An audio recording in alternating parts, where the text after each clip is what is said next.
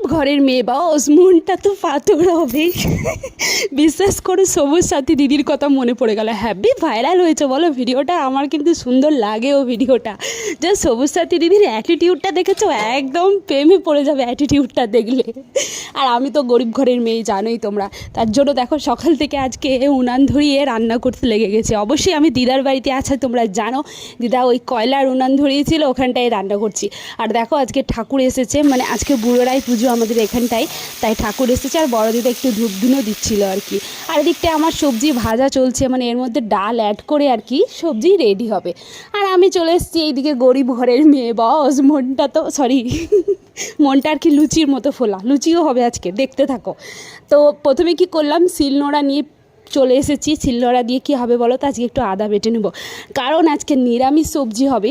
আর নিরামিষ সবজির মধ্যে মিক্সারটা জাস্ট ইউজ করছি না। দিদাদের এই শিলটা এত ভারী না, দেখেছো, একদম খোপড়ি থোর দোঙ্গা, মানে এতটাই ভারী। তো চলো এখন আমি আদাটা থেতে তারপর সুন্দর করে বেটে নিই, তরকারির মধ্যে দিব। শিলটাই না মশলা বাটতে আমার অনেক হ্যাপি লাগে, কারণ কি জানো এত পরিমাণ ভারী, চট করে হয়ে যায়।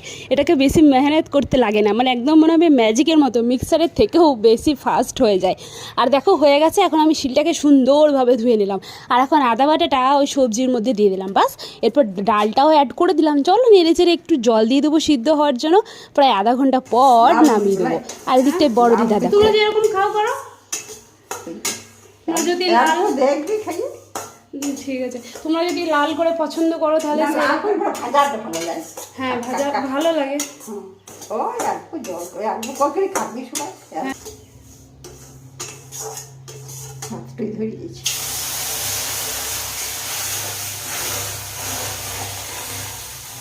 বাঙালি বাড়িতে বুঝতেই পারছো লুচি আছে আর সুজি হবে না, এইটা কখনো হয়? তাই বড় দিদা সুজিটা ভেজে নিচ্ছ, তোমাদের সাথে একটু শেয়ার করে দিলাম। আর এদিকটায় দেখো ছোটো দিদা একদম লুচি বেলতে লেগে গেছে। আর এইগুলো কিন্তু আটার লুচি বন্ধুরা, ময়দার লুচি না।